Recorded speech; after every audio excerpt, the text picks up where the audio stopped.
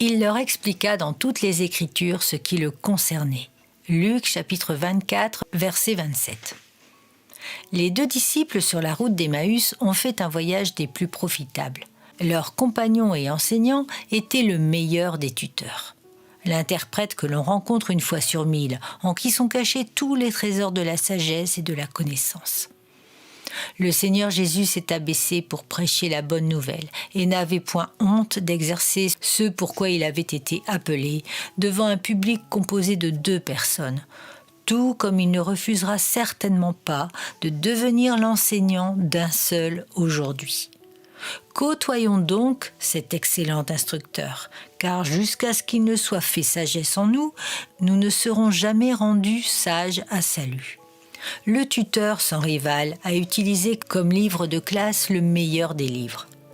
Alors qu'il était capable de révéler des vérités nouvelles, il a préféré expliquer les anciennes. Il savait dans son omniscience quelle était la manière la plus instructive d'enseigner. Et en commençant par Moïse, puis les prophètes, il nous a montré que la route la plus certaine vers la sagesse ne réside pas dans les spéculations, les raisonnements ou la lecture des livres humains, mais dans la méditation de la parole de Dieu. Le moyen le plus sûr de devenir spirituellement riche en connaissances célestes est de creuser dans la mine de diamants, de rassembler les perles provenant de cette mer céleste.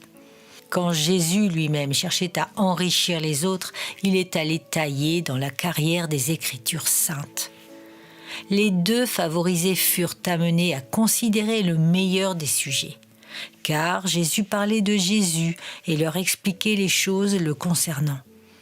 Ici, le diamant coupe le diamant, quoi de plus admirable? Le maître de la maison a ouvert ses propres portes, a conduit les invités à sa table et a servi les meilleurs plats. Celui qui a caché le trésor dans le champ a lui-même guidé les chercheurs à sa cachette. Notre Seigneur avait l'habitude de discourir sur les plus beaux sujets de manière naturelle, et il ne pourrait pas en trouver de plus beau que lui-même et son œuvre. Puissions-nous avoir la grâce d'étudier la Bible avec Jésus comme professeur et sa vie comme leçon.